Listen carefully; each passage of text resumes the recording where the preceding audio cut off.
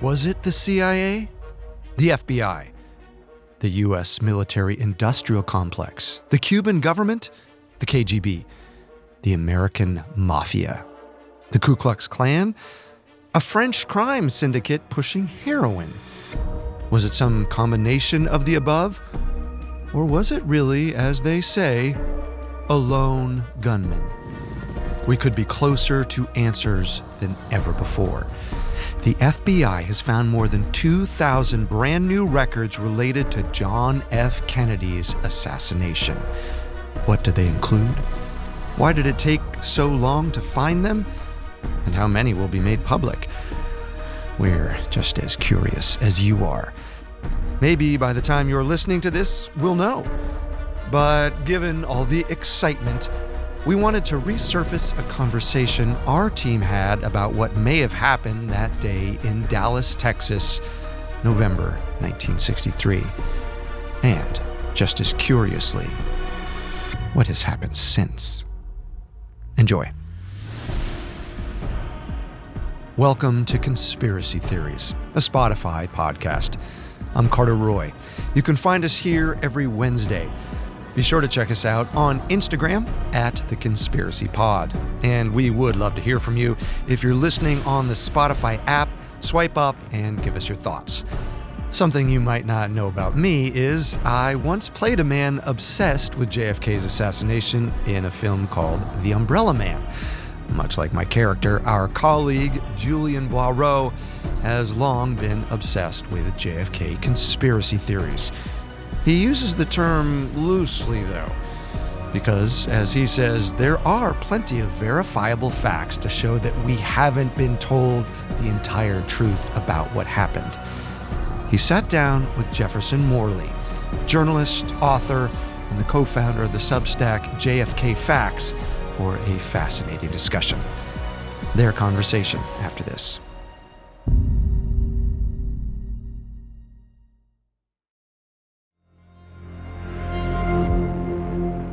I would like for our audience who may not know your work, if you could introduce yourself briefly. My name is Jefferson Morley. I'm a journalist, investigative reporter. I'm the co-founder and editor of the JFK Facts blog, which was created in 2012 and is now found on Substack. I'm the author of 4 books of nonfiction, 3 of them about the CIA, and I live in Washington, D.C. So you started the blog in 2012. I was wondering what interested you so much about the JFK assassination in particular, and why have you committed so much time to this event? So Rex Bradford is the creator of the Mary Farrell Foundation website, which is the largest online collection of JFK records, and is a good friend, and has created the indispensable source for anybody interested in the Kennedy assassination, or frankly, the Kennedy presidency. So he and I were talking, and we were looking ahead to the 50th anniversary in 2013. And we just said, there's so much bad journalism in major news organizations about the Kennedy assassination that we need to have a presence there, because we know that there's false statements, erroneous statements, misleading statements, a whole ridiculous discourse about conspiracy theories that doesn't interest us because we're researchers and historians. And so we just wanted to have a presence in the continuing discussion of JFK's assassination. For me, it's a great story. I pay attention to it because it's very important in American history. It's of continuing interest to lots and lots of readers. And there's key questions and issues that are unresolved and subject, the ripe subject for good investigative reporting. So to me, it's a very natural story to gravitate to. I like its scale. It's important. And we know that it's important. President Biden issued an order about it earlier this year. President Trump has been talking about JFK files. So, it's a big deal in American culture. It always has been. So to me, it's a very appropriate subject for an investigative reporter. I wonder if you could expand upon Biden's order, because I feel like our listeners may not be as cognizant of the more recent updates around disclosure. Yeah. So just to back up a little bit, to understand the context of what Biden did last June, you need to understand the story of the JFK Records Act. And a lot of people don't know this, which is why I want to go into some detail about it. Congress passed the JFK Records Act in 1992 amid the controversy about Oliver Stone's movie. And what Congress said was, we're not going to reinvestigate the assassination, but we are going to make all of the government's records on the subject available to the public. In the controversy over Stone's movie, and people pointed fingers and said, oh, Oliver Stone, you're a bad boy. How dare you question our government and our sacred Warren Commission? To which Stone replied with telling effect, if you have nothing to hide, why are all of the records of the Warren Commission and the House Select Committee on Assassinations still secret? So Congress responded to public opinion and wrote a strong law. And the law created an independent board, which went to all of the government agencies and said, please identify any records related to Kennedy's assassination. And here's our criteria for that. Please give them to us. And please tell us if there's any reason why any portion of this document can't be released. The agencies were allowed to request postponement, not forever, but postponement of sensitive material, private information, secret government procedures, all that sort of thing. But the law said after 25 years, all of those withholdings should be ended. And after 25 years, except in the rarest of cases, that was the language of Congress, except in the rarest of cases, all JFK records should be public in 25 years. Okay. So the question came to President Trump in October 2017. And CIA Director Mike Pompeo and FBI Director Chris Wray went to Trump, met with him, and said, there's thousands of documents that we couldn't possibly release. So Trump wrote an order about JFK files, and he sent out a tweet saying all the JFK files have been released ahead of time. And that was false in two respects. All of the JFK files weren't released, and the ones that were released way behind time. But Trump's order gave the executive branch agencies 4 more years of secrecy, which is what they wanted. That pushed the question of JFK files to October 2021, where it landed in the lap of President Biden. So the FBI and the CIA went to Biden and says there's thousands of documents we couldn't possibly release. And so Biden gave them pass. What he did was he issued a statement and said the agencies have not been able to comply with the law because of COVID. So when the Washington Post called me up and asked me what I made of this, I said, this is the COVID dog ate my homework. This is absurd. They've had 29 years to prepare for this. COVID wasn't a big obstacle for 28 of those years. So it's just an excuse for more and continued secrecy. That lasted for a year. And then in December of 2022, Biden issued another order asking federal agencies to take one last pass at declassifying everything they could, and then he would be done with it. So in 2023, federal agencies released several thousand more records in their entirety, removing the redactions that had existed, leaving about 3,500 documents related to the assassination that still contain some form of redactions. Might be a word, might be a sentence, might be a whole paragraph, might be a whole page. But there are 3,500 assassination-related records that are still, that still have redactions in them. And in June, President Biden issued what he called his final order on JFK files. And what he said is, from now on, the release of these records will be handled by the agencies themselves. And so there is a transparency plan written by the CIA, which now governs the release or non-release of those remaining JFK assassination files. So what Biden did in June was he effectively negated the JFK Records Act, which was a strong law precisely because it had taken the final decision about declassification out of the hands of the CIA and the FBI and invested it in an independent authority which would consider the public interest in full disclosure, not only the agency's interest in continuing secrecy. So Biden gutted the JFK Records Act, and the CIA is now in control of the release or non-release of those 3,468 remaining assassination-related records. So right now, those documents are secret indefinitely.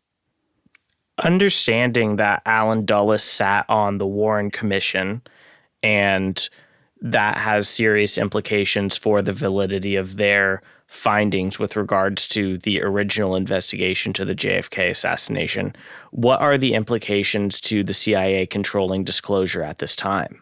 Well, that's a very good question. I mean, Alan Dulles' presence on the commission, a man who had been fired by President Kennedy and who had considerable hostility towards his policies, that was a blatant conflict of interest. And it showed that the commission had been compromised or corrupted right from the start by a CIA official. So then over the years, if we look at the pattern, the CIA has issued false statements regularly and consistently about the assassination ever since 1963.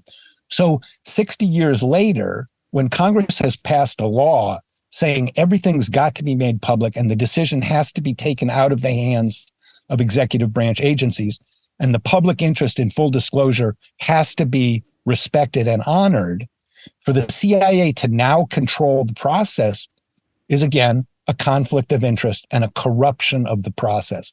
And it's certainly not in compliance with what Congress wanted. And let me point out one thing about the JFK Records Act. We live in a time of polarization, bitter polarization. And yet, the JFK Records Act passed both houses of Congress unanimously. 535 elected representatives approved of this bill. No one dissented on the record, including Senator Joe Biden. So this is what the people want. They want a full disclosure. And the CIA has stepped in and prevailed on both President Trump and President Biden to give them what they want. What they want is continued indefinite secrecy around JFK assassination records. Now, it is no surprise that given that set of facts, people are going to have suspicions about the CIA. And that's not the fault of conspiracy theorists. That's the fault of the CIA itself. Yeah, I'll say that on this show, we have covered a number of CIA operations that have achieved disclosure, and the nefarious nature of these agencies is not a conspiratorial belief. It is a real belief. I'll tell you. Fact. I'll tell you, in my eyes, the JFK assassination is meaningful because it seems like he was a president who was genuinely committed to peace in terms of actually talking to other countries and global entities as opposed to immediately defaulting to some kind of military intervention. Now, yeah, no, that's a very good point. And, Kennedy was a politician. He was running for re-election. He said different things at different times. He presented himself as a fierce cold warrior sometimes and was very eloquent in defending the free world and that stuff. But if you look at Kennedy's record in 1963, his policies were a very bold challenge to the conventional wisdom of the national security agencies in the United States in several ways.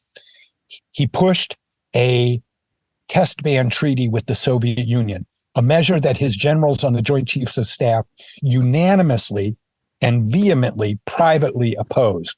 Kennedy used his prestige as a peacemaker which he gained during the Cuban Missile Crisis, to prevail upon the generals and to get the Senate to approve that. And when they did approve it in September 1963, Kennedy said that was his proudest moment as president. So Kennedy was moving the country, the ship of state, in a new direction, not radically, slowly, but definitely. And the enemies of his policies in Cuba, in Vietnam, for example, were very, very unhappy with him in 1963. So that's the political setting in which Kennedy is assassinated, in which there are real schisms in his administration about the wisdom of his policy.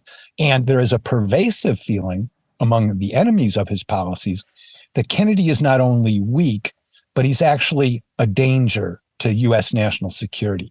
That was a very common feeling in the upper echelons of the CIA and the Joint Chiefs of Staff in 1963. You stepped on my question a little bit, because I was going to say that for our listeners who were not around for the political realities of the early 60s, I was going to ask, what is the difference between our current political system, in which we have been somewhat conditioned to accept through extreme polarization that no progress can be made with any respect, and the system that Kennedy was overseeing? Well, so if we compare our situation today with that time, we live in a multipolar world now, right? Russia is a superpower. China is a superpower. So in 1962, there were really only two superpowers, Soviet Union and the United States. And they were locked in the stance called the Cold War, which doesn't really evoke the full danger of the situation. What you had was two nuclear-armed superpowers who really did not talk to each other or negotiate with each other, were armed to the teeth with extensive, massive nuclear arsenals, which were on a hair trigger setting. A missile could get from the Soviet Union to the United States in 15 minutes. So if there was a nuclear attack launched, the US government would have to decide in 15 minutes whether to respond. And likewise for the Soviet Union. So the world lived in a state of anxiety, suppressed anxiety, that we really don't feel today. And those feelings came to the fore in what's called the Cuban Missile Crisis of October 1962, in which the United States discovered that the Soviet Union was installing nuclear missiles in Cuba, just 90 miles south of Florida. And President Kennedy demanded that those missiles be removed. The Soviet Union refused. They said, you have missiles on our border, 20 miles from our border. How can you be offended by our missiles 90 miles from your border? And Kennedy said, if those missiles aren't removed, I'm going to attack. We're going to destroy them ourselves. Kennedy was under huge pressure from his generals, who said right from the start, just go in and destroy those missiles. Kennedy pursued a peaceful solution and rejected the unanimous recommendation of his generals. And for 2 weeks, the world lived in a very real fear that there was about to be a nuclear war in which 10 million people might be killed in a matter of days. And President Kennedy was the president who was going to have to push the button and make that happen. And Kennedy thought, this is crazy. I don't want to go to war over Cuba. It's not an important country. I don't want to destroy the world. And so Kennedy got the Soviet Union to back down, and they withdrew the missiles. And Kennedy enjoyed a tremendous boon in his popularity. Peace was popular. And so after that, Kennedy had a new vision of the world. He never wanted to be put in that position again. He saw how dangerous the Cold War was, how it might create a war really over nothing that was very important. Cuba was not important. Not many people, not important to the U.S. economy, not a threat strategically. It was not important. And yet Kennedy had almost been forced to a nuclear holocaust. So that was why he pushed the test ban treaty. That was why he he didn't pursue the overthrow of Castro. That was why he put out private feelers. Would Castro be interested in a diplomatic settlement of the country's differences? That was why Kennedy was holding back in Vietnam. And in October 1963, he signs on to a symbolic 1,000-man withdrawal of U.S. troops. So while Kennedy's military and intelligence apparatus favored a very aggressive military approach, overthrow Castro, don't make deals with the Soviet Union, escalate in Vietnam, Kennedy didn't want to do that. And in June of 1963, he makes a very important speech to the graduating class at American University in 1963. And he says, "We do not want a Pax Americana imposed by U.S. weapons." It's a very striking statement for a U.S. president to make, and not one that any president before him had ever made. He was saying, we don't want to be the world's policeman. We want to live in peace, even with systems that are very different than ours, like the people who live under the Soviet system. And he said, those people who live under the Soviet system, they are mortal, just like us. And so Kennedy made this very eloquent appeal to wind down the Cold War by citing the common humanity of people. And this is why people still honor his name. And this is why he is the most popular president when people go back. And Ronald Reagan runs a distant second. It was because Kennedy had and articulated a strategy for peace. Now, with his death, that strategy for peace was not pursued. Lyndon Johnson did what JFK didn't do. He escalated in Vietnam. He didn't pursue more negotiations with the Soviet Union. And so Kennedy's dream was not realized, but he articulated it and people remembered it. And over the years, we have seen since the mid-1960s, the United States has been at war pretty much constantly ever since then. 10 years in Vietnam, extensive engagement in Central America in the 80s, although not with U.S. troops, but with U.S. advisors. And then after 9/11, the invasion of Afghanistan, the invasion of Iraq, and now we have a war in Ukraine. So, Kennedy was trying to demilitarize U.S. policy, and he didn't succeed. But that dream of a strategy of peace, that's why Kennedy is still popular, and that's why he's still relevant.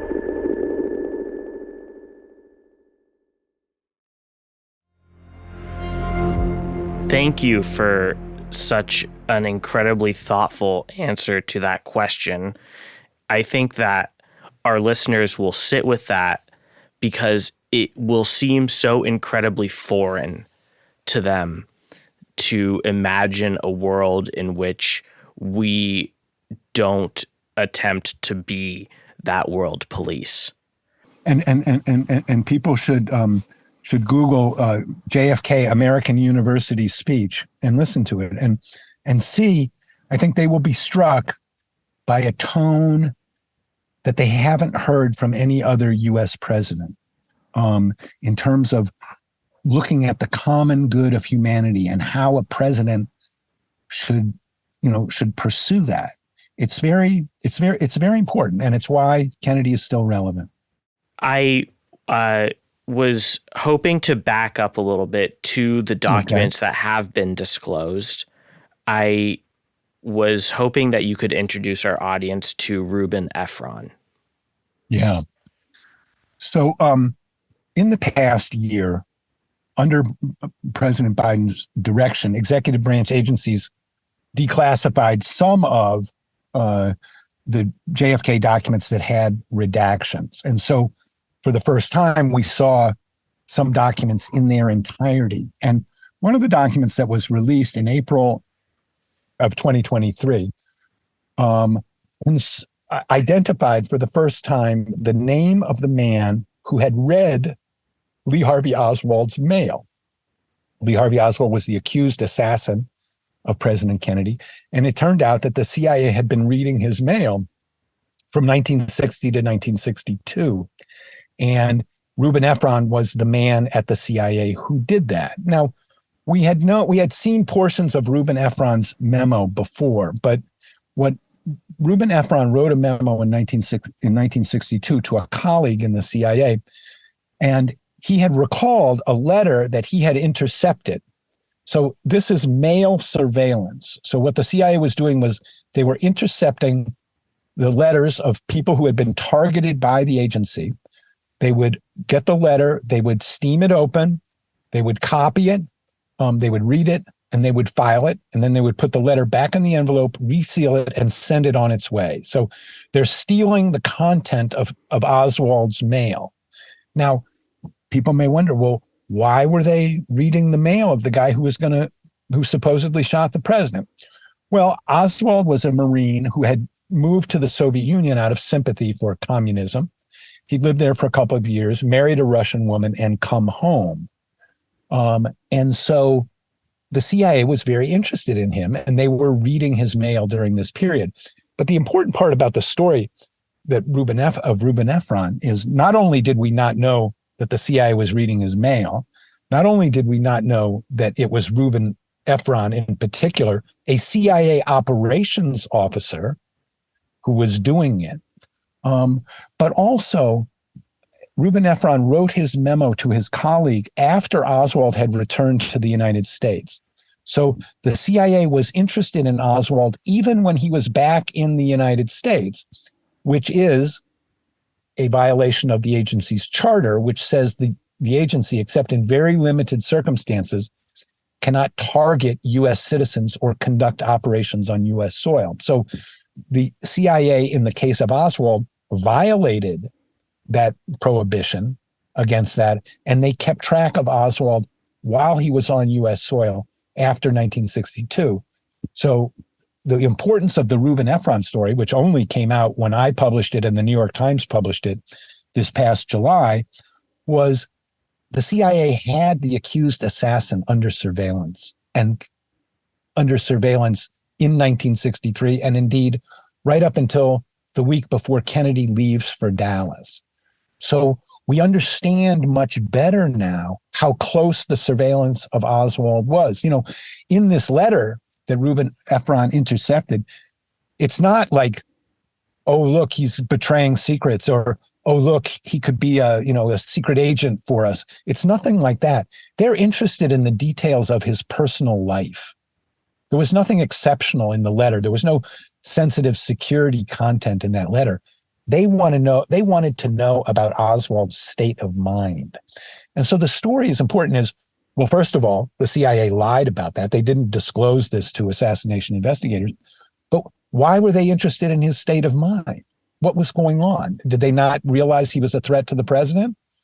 And so we still don't have very good answers to those questions. But the Reuben Efron story shows us that he was watched very closely by people at the top of the CIA in 1963, in the weeks before Kennedy was killed.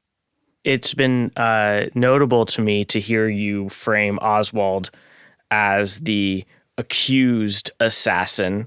What is, for any of our listeners who have listened to our episodes on the JFK assassination up to this point, I think what's notable is not so much the accusation that the CIA was directly implicit in the murder, so much as the volume of actors who were interested in Kennedy's death and kind of the absence of measures around his safety. Would that be an accurate statement? Obviously, there's a breakdown of security in Dealey Plaza. What's striking about the JFK story is no one was held accountable for that. Okay, so Oswald was accused of the crime, but he has the presumption of innocence. He was never brought into court, so his guilt was never established by a court of law. It was established by a politically appointed commission, which specifically declined to appoint a counsel to defend Oswald's interests.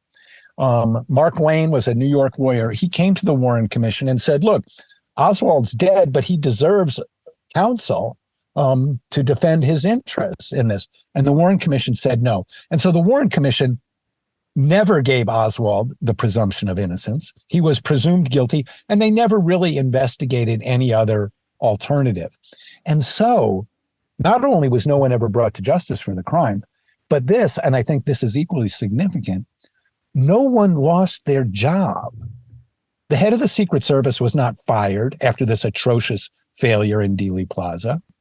The head of the FBI, which had been watching Oswald since his return, was not fired. The head of the CIA and the people who had been maintaining the Oswald file at the CIA, none of them were held accountable. No one even knew who they were. Nobody in the Dallas Police Department lost their job. So in the eyes of the government, nobody did anything wrong that day, despite the fact that the president was killed in broad daylight in front of hundreds of people. That's very suspicious. Why would that be? How come nobody lost their job? Did everybody do their job? This was just, a thing that happened? That's not plausible. And that's what sticks in people's minds is the whole story that they've been told, it defies credulity on its face. And then when you drill down on the facts, you see that the case is not very well supported. Some facts are not facts. Some facts are lies, things that the CIA told the Warren Commission, like we didn't know anything about this guy. That's what CIA officials said under oath to the Warren Commission. It was, and I say it without fear of contradiction, a bald-faced lie. They knew a lot about Oswald, and they knew it right before Kennedy went to Dallas. They knew his politics, his personal life, his foreign contacts. They were reading his mail.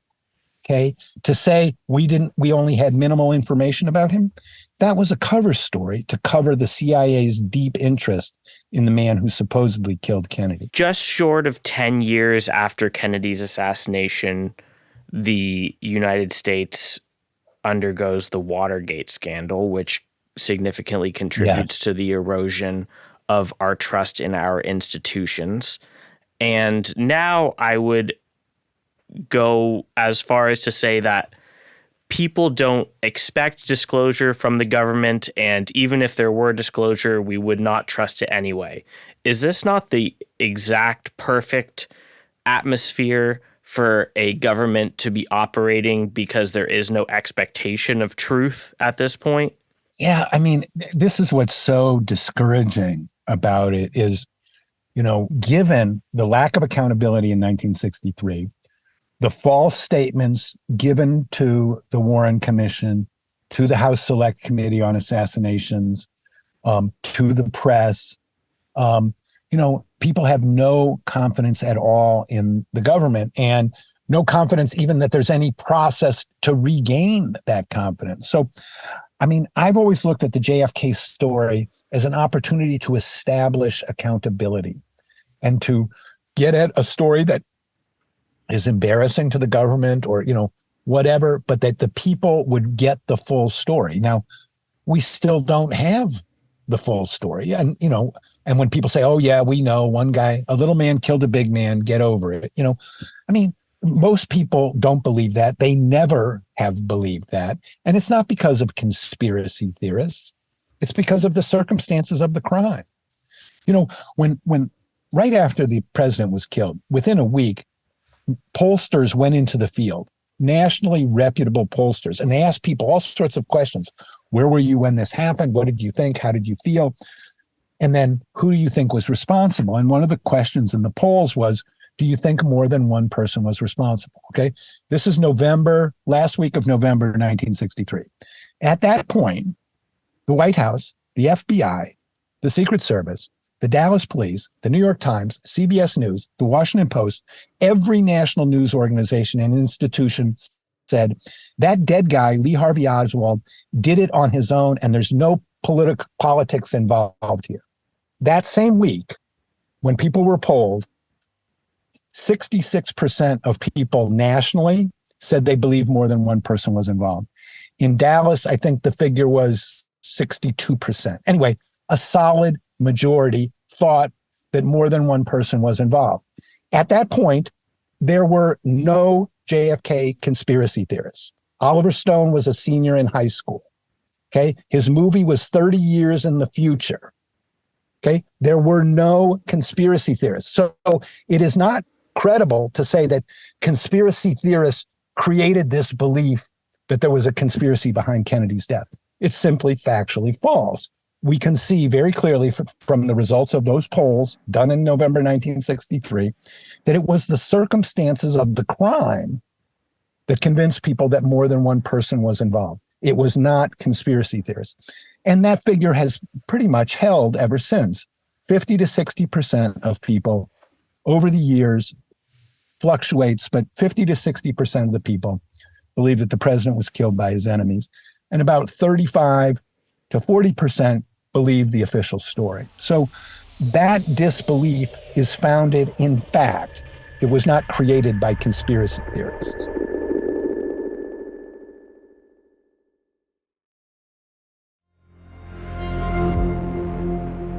I'll tell you why I'm very interested in disclosure. In 1961, Eisenhower warns of the military-industrial complex. Yes. Kennedy is the very next president. He appears to be interested in peace, and you've already spoken very eloquently on him butting heads with generals and established CIA leadership at the time. And now, in 2023, we live at a point where this country is in desperate need of aid. A lot of people are suffering in this country, and what I would like to, I guess, in my wildest dreams see is disclosure around the fact that it appears as if clandestine agencies may have played a part in the murder of this president, and that maybe they are not deserving of the percentage of our tax dollars that are currently allocated to them. Yeah, and you make a very important point there. You know, people ask me, why does the CIA care? You know, whoever was let's say people were responsible, they're surely are not alive anymore. You know, why can't they just come clean? And the point is that, yes, it's a very important symbolic issue. And people will say, well, you know, if your people were involved in this and complicit or let it happen, you know, that's not a historical issue for the CIA today. That means a CIA official might get called up to Congress and say, explain this to us, Mr. Director. How did this happen? And the Congress might say, well, we're going to cut your budget because you've not been straight with us all these years. We're going to reorganize you. We're going to, you know, there are real world consequences for full JFK disclosure, which is why the CIA is fighting it so fiercely. And I mean, we are now 6 years past the deadline set by Congress, and the CIA is still fighting. We do not want to disclose. We do not want to disclose. And for good reasons. They have a lot to lose. A lot of money to lose. I live in Los Angeles. Exactly. There are 75,000 unhoused people in this city alone. Yeah. There is no lack of money in this country.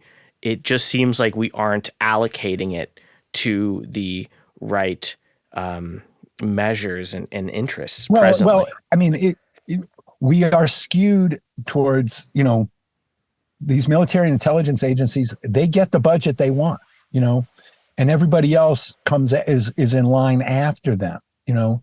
And this is why the accountability around JFK is important as a symbolic issue and also as a real issue today is, you know, we've been at war, you know, pretty constantly since 1963. Kennedy offered an alternative. We don't know exactly what he would have done, and he might have changed course. He might not have been a peacemaker. There's no way to tell. But he offered the possibility, and he defined a choice, another path that was available. And, you know, that path is still available to us, you know, but the entrenched power of these agencies is such that, you know, that option is not really on the table. And look at it. I mean, look at what the CIA did. They rolled Trump and they rolled Biden, two very different presidents with very different attitudes towards the CIA. And the CIA got exactly what it wanted from them. That's how strong they are in the constellation of American power. They get what they want.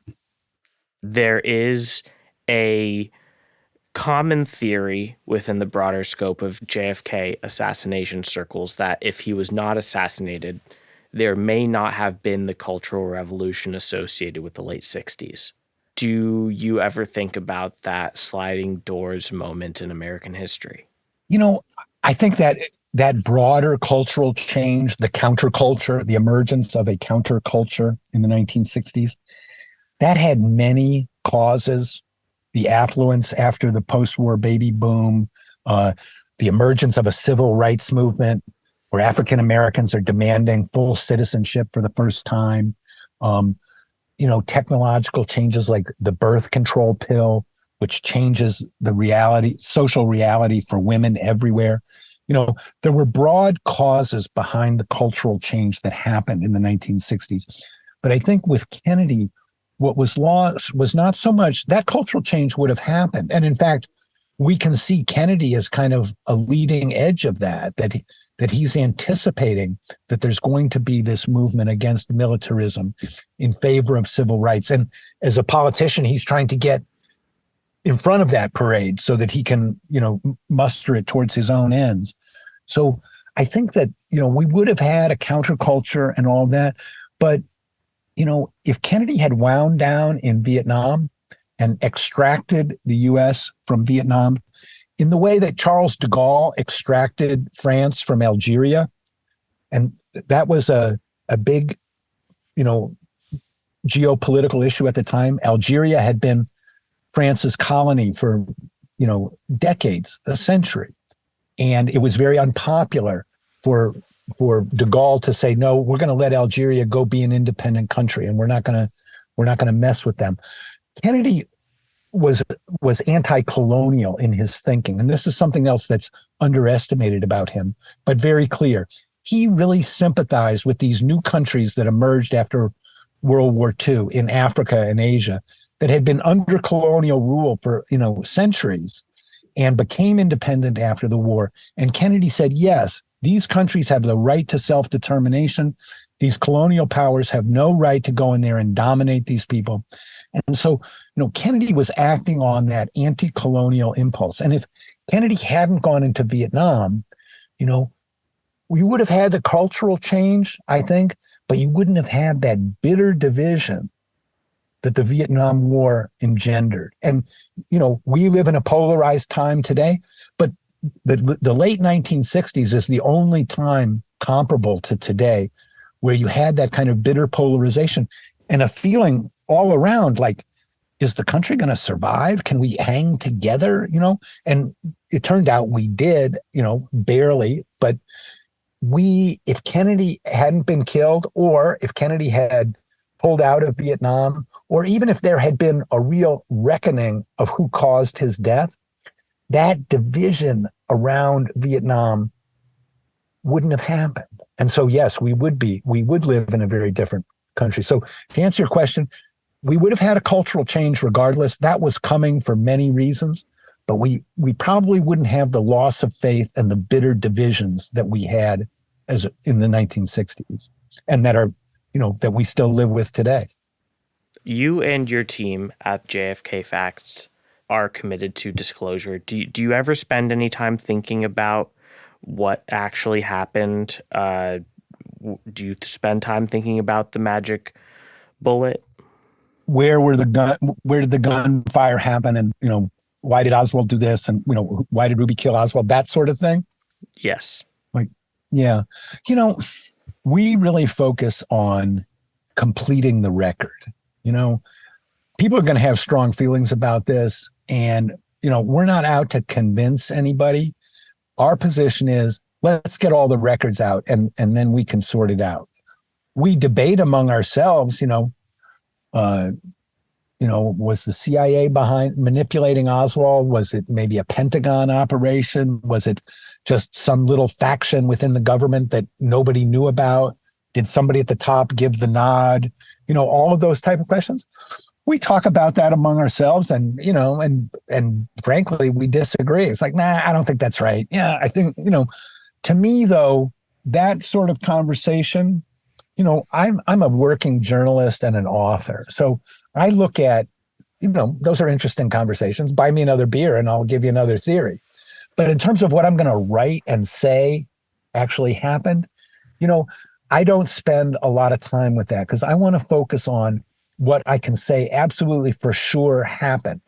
And in this very complicated story of like, what, why, you're not going to be able to establish every fact. And, people say, well, did Oswald kill Officer Tippit? And I'm like, I think so, but, I don't stake anything on that. I'm not an expert in that. My beliefs in the JFK story don't hang on that factual question. So I say, I don't know, and so people say, well, Jeff, what's your theory? I don't know who killed Kennedy. Some people do, but I don't. And just to wrap up here, I'd like to thank you so much for joining us. I would like to give you some space to tell us about the team behind the JFK Facts Substack, and then plug any upcoming work that you have or anything that you'd like for our audience. Yeah. So say, well, who is this guy Morley? So I'm a journalist. I've been in Washington since working for national publications since 1983. So for 40 years, covering a wide variety of topics, CIA and national security primarily, but many other issues, especially racial issues. And JFK Facts is the venue where I place my reporting on the JFK story today. What's new? That's what we're about, JFK Facts. What are the new facts? What are the old facts? What are the bad facts? So people want to know more about this approach. I think they should check out the JFK Facts Substack. We've got a team of writers. So Chad Nagel is a writer who I met recently through the American Conservative, actually. I'm not a conservative, but I like Chad's writing about the JFK story. Very factual, very well-informed historically. So he's a staff writer. And then we have another staff writer, Peter Voskamp, and he covers presidential politics. So he covers RFK Jr., he covers Trump, he covers Biden. Wherever the JFK story intrudes into our presidential politics, we have a writer who's there. He's not advocating for RFK, nor is he criticizing him. He's trying to report, who is this guy? What's he saying? What does that mean? Then we've got a managing editor, a guy named Steve Byrne, who's a veteran journalist of the Detroit Free Press. And he's kind of our hardcore newspaper guy, copy editor, fact checker, he's kind of the traffic cop in terms of when do we publish. And so he's an essential part of the team. And then the head of our research is Margot Williams. She's a Pulitzer Prize winning researcher for the Washington Post and the New York Times, 2 Pulitzer Prizes. And so she's our research and fact-checking person. So, we're serious journalists. So that's kind of, where we're coming from. In larger perspective, if people want to know my work, it's really important to know my books, which are not JFK assassination books. My 3 books about the CIA are biographies of men who were at the top of the CIA in the 1950s, 1960s, and 1970s. 3 men. My first book, Our Man in Mexico, is about Winston Scott, who was the chief of the CIA station in Mexico and who was in charge of the surveillance of Oswald when Oswald visits Mexico City shortly before the assassination. My second book, The Ghost, is about James Angleton, the chief of counterintelligence in the CIA from 1954 to 1974. And he was the man who controlled the Oswald file at the CIA. And then my third CIA book is Scorpion's Dance, about the relationship between Richard Nixon, the 35th president, and Richard Helms, the 8th director of the CIA.